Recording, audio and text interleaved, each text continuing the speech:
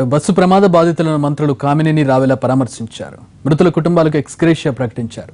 చంద్రన్న బీమా ఉంటే 5 లక్షలు, లేని వారికి 3 లక్షల చొప్పున అందిస్తామని తెలిపారు. గాయపడ్డ వారికి ప్రభుత్వ ఖర్చుతో మెరుగైన చికిత్స అందిస్తున్నట్లు మంత్రి కామినేని తెలిపారు.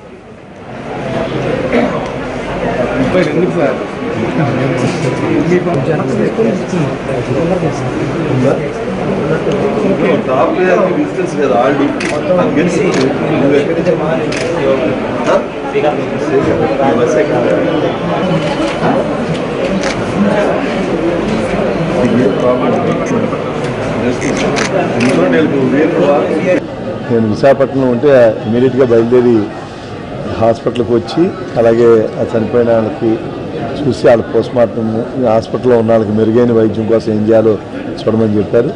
గవర్నమెంట్ హాస్పిటల్లో ఇక్కడ 11 మంది ఉన్నారు. అందరికీ ఫ్రాక్చర్లు ఇంజరీస్ ఉన్నాయి, కానీ బట్ ఎక్కడ ప్రాణభయం ఏం లేదు వాళ్ళకి. అలాగే హెల్ప్ హాస్పిటల్లో 7 ఉన్నారు, ఆంధ్ర హాస్పిటల్లో 13 ఉన్నారు. వీళ్ళు దాదాపు 41 మంది. ఇంకొక 11 మంది ఇక్కడ నందిగాంలో ఉన్న 11 మంది చనిపోయారు. ప్రభుత్వం అందరికీ మామూలుగా చంద్రన్న బీమా ప్రకారం వాళ్ళందరికీ వీలున్నంత త్వరలో మొన్నే చెప్పారు, అందరికీ డిలే ఉండడానికి వీలు లేదన్నారు. దానికి 5 లక్షలు ఇస్తారు. ఇప్పుడు ఇమీడియట్ ఖర్చులకి కూడా నేను మాట్లాడి అక్కడ ఇస్తాను వాళ్ళకి.